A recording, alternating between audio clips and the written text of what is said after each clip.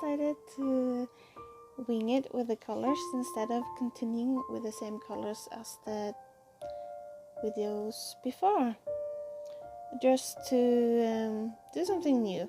And I made I had like 3 types of colors. I had blue, green, and gold, light gold, and then a white pearl. And I started with white normal and had white pearl, light gold, darker gold, and then layered it like from light to dark and dark to light throughout the cup. And to make, I also mixed my light blue and the darkest blue, my own, by adding a little bit of black in the blue and a little bit of white in the light blue to make the shades stand more out from each other, so they weren't so alike in colors. So here I'm starting to pour, and again I'm not the canvas wasn't completely straight, so it's starting to get lopsided, and I was actually trying not to do all wriggly parts and up and down, just not from side to side, up and down. I wanted to go either fast or slow with the paint, not from side to side, so to make my movements by holding the cup still, only going up and down. I forgot about that, and I had also planned to not pour out so much of the cup, but stop a lot before this and then pour the rest out around it. But apparently I forgot that while I was pouring, so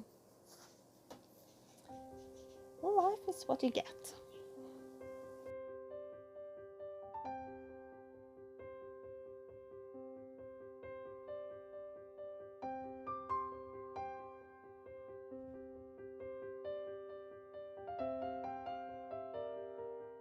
Yeah, I really should have stopped a little bit before, because I think now I get all those wriggly parts. But again, that can be very nice too, but it's not what I was going for. So, when I don't do as planned, I can't complain that I don't get what I'm going for. But hey, there are pretty colors and they can always turn out great. And because the canvas wasn't straight, it wasn't in water, as we say in Norway, it doesn't leveled, I think it's in English. The wriggly parts on the upper side became like different. They become thinner than the others. They're not the same.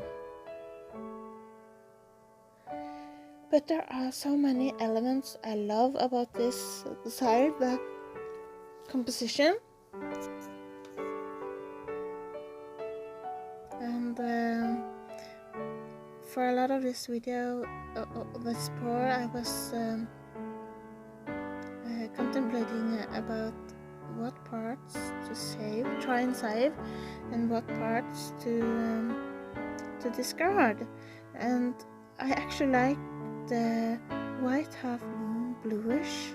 I love it a lot, and the movement over in the light green and dark green, I think it was very nice. I also like a lot of the like little fingers on the bottom parts, but I have to stretch it out somehow. And now I'm torching a little bit first to see if there will pop out some cells and pop some air bubbles.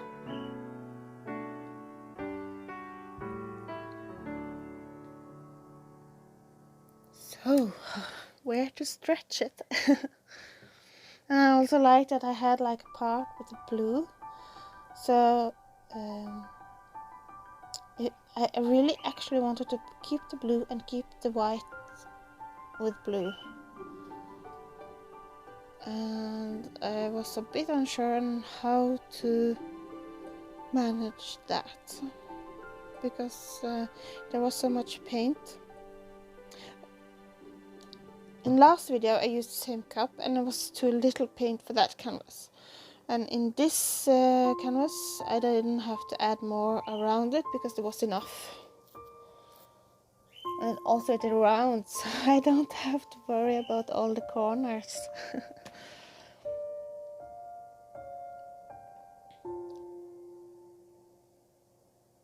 I just love watching paint flow. That's so nice.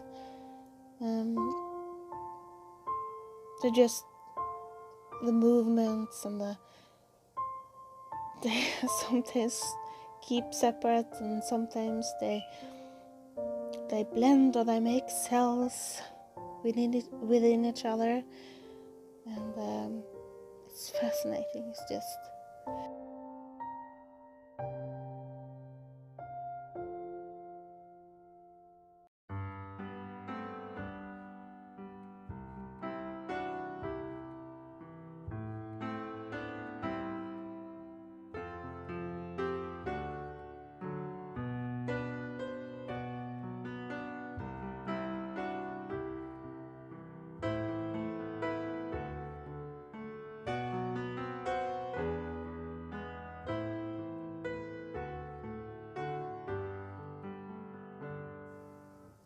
so I had to let the white half moon paint go, and when I opened up what I thought was white beneath it, more muddy white, it's actually blue and gold, and that was kind of nice too. So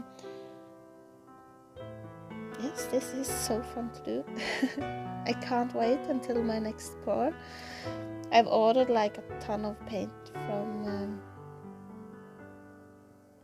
an online store, and the first time I went a bit crazy, and the first time I went to look at the tracking, it says that it was 10 kilos.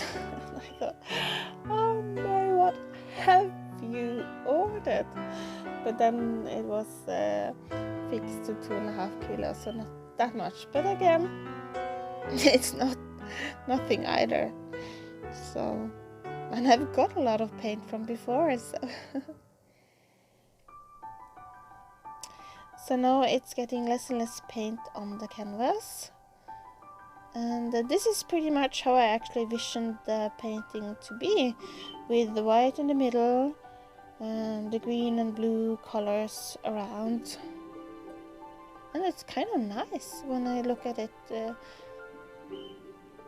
I always say, in hindsight. Well, anyway, I like it. I like the flow, but I'm not quite sure about the middle white wriggles. They're not the way I wanted them to be, and I want to try and open up. Of course, the video's cropped. I have to fix how my video angle is. But what is coming up now, the green parts, these, I want to open them up and see what happens. And I think maybe I did try and want to try and save the blue lines, and maybe get rid of some of the white and like stretch it. So that's what I decided to try to do.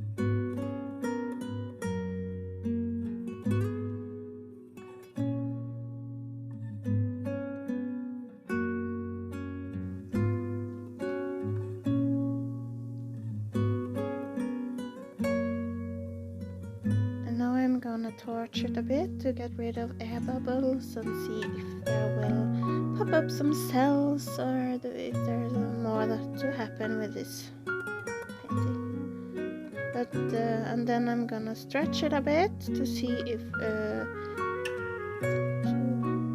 something will happen. But there's so little paint left on that canvas, so it's not gonna move anymore. And I have to say, wet paint like this, it's so delicious. The depth of it and the sparkle, it's so. And we have something we say in Norwegian. Jeg kry. Means like you're not proud, but you're like, oh, this is so nice. I'm happy I managed to make something nice. In the video here, I'm trying to catch the sparkle because it really did sparkle, and I had to go like really close to the canvas to see all the glitter.